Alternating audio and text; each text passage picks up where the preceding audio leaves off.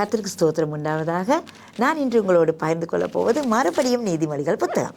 நீதிமொழிகள் புத்தகத்திலே ஞானத்தை குறித்து கூறப்படுகிறது. நான் இன்று 5ஆம் அதிகாரத்தில் 8ஆம் வசனத்தை நான் பகிர்ந்து கொள்ளப் போகிறேன். இந்த இடம் சொல்லுகிறது, உன் வழியை அவளுக்கு தூரப்படுத்தி அவளுடைய வீட்டு வாசல்களை கிட்டிச் சேராதே. அவளுக்கு தூரப்படுத்தி என்று இந்த இடத்துல என்னது சொல்லப்படுகிறது? அதாவது இந்த இடத்துல விபச்சாரத்தை குறித்து கூறப்படுகிறது. ஒரு விபச்சாரியுடைய வீட்டுக்கு கிட்டி சேர வேண்டாம், அவளுடைய வாசல் படியை மிதிக்க வேண்டாம் என்று தான் சொல்லப்படுகிறது.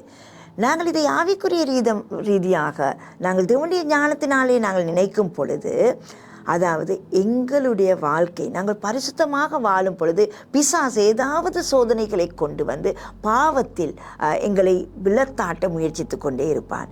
பிசாசு ஒரு கர்ச்சிக்கிற சிங்கத்தைப் போல எவனை விழுங்கலாமோ என்று தேடி திரிகிறான்.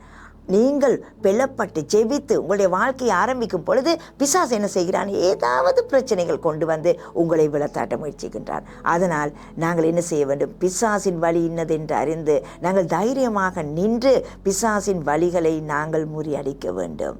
பிசாசின் வழிகளுக்கு கிட்டி சேரவும் கூடாது.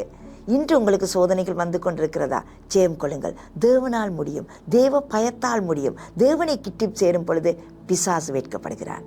அதனால் நாங்கள் அவரை இறுக பிடித்துக் கொள்வோம். தேவன் தாமே உங்களை ஆசீர்வதிப்பாராக.